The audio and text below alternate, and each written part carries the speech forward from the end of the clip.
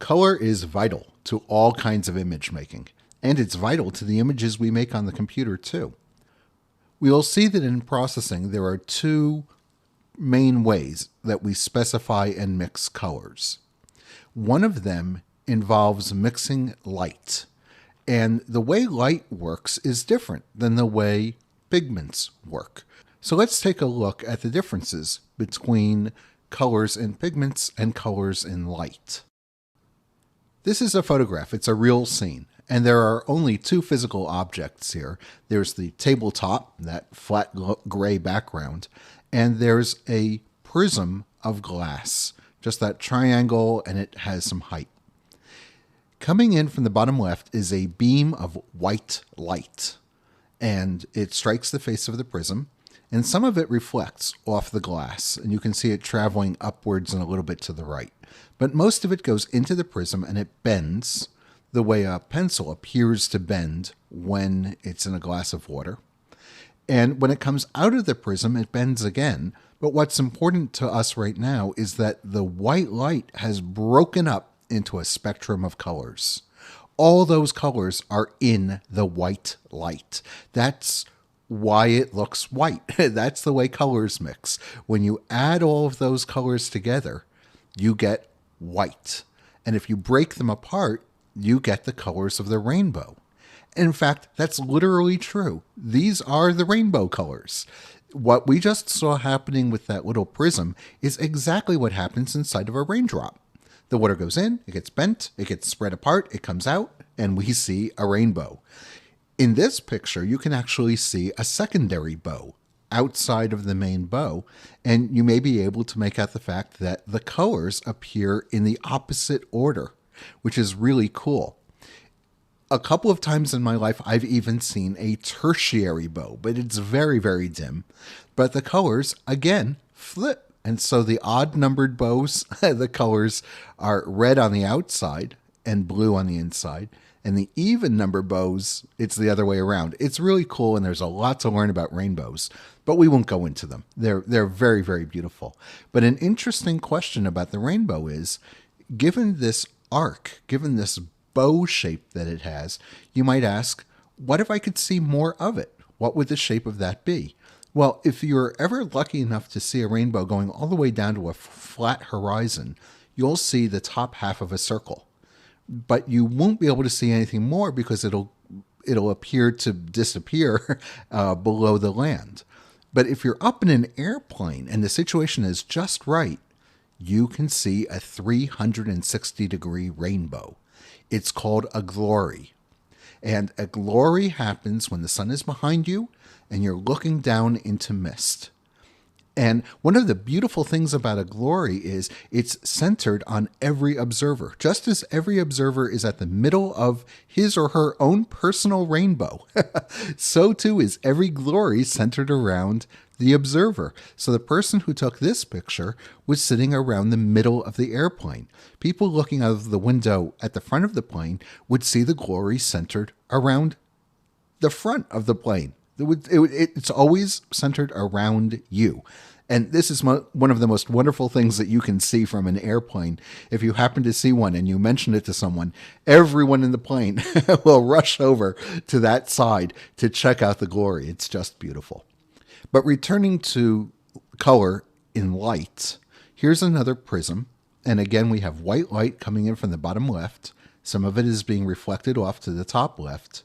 But a lot of it is coming out of the right side of the prism, being broken up into the fundamental colors.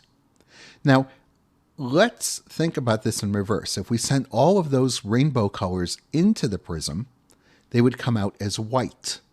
Now, this isn't the way we mix when we mix pigments. When you mix pigments together, they tend to get darker, and there's more and more pigment there to absorb more and more light. And in fact, that's why pigments appear to be the colors that they are. Suppose that you're looking at this color swatch on the left, and suppose we were in real life. You're actually holding this color card in front of you, and you're looking at one of these little red splotches. Why does it look red? Well, there's white light behind you. Let's say it's coming from the sun or from an overhead light bulb. It's striking the red paint. And the red paint is absorbing everything but the red, loosely speaking. The light then passes through the back of the paint and hits the white card where it bounces back. It passes through the red paint again. And if there was any green or yellow or purple or blue that the red paint didn't absorb the first time, it absorbs it now. And then the light finally comes back at you. And now the only color information that's left in the light is the red part. And it's the same for every other color. So these pigments are creating the impression of color by absorbing light. So what happens to the light they absorb? It gets turned into heat. And these things actually get warmer. Now, sometimes we talk about colors as being cool or warm, and those are psychological effects. I'm talking about things actually heating up. And you know this for yourself if you've ever walked on a hot road in bare feet. You know that the black road gets very, very hot because it's absorbing all of that light and turning it into heat. And if you want to get away from that heat, you walk on the very light colored yellow or white lines that are painted on the road because they're reflecting most of the light that's hitting them.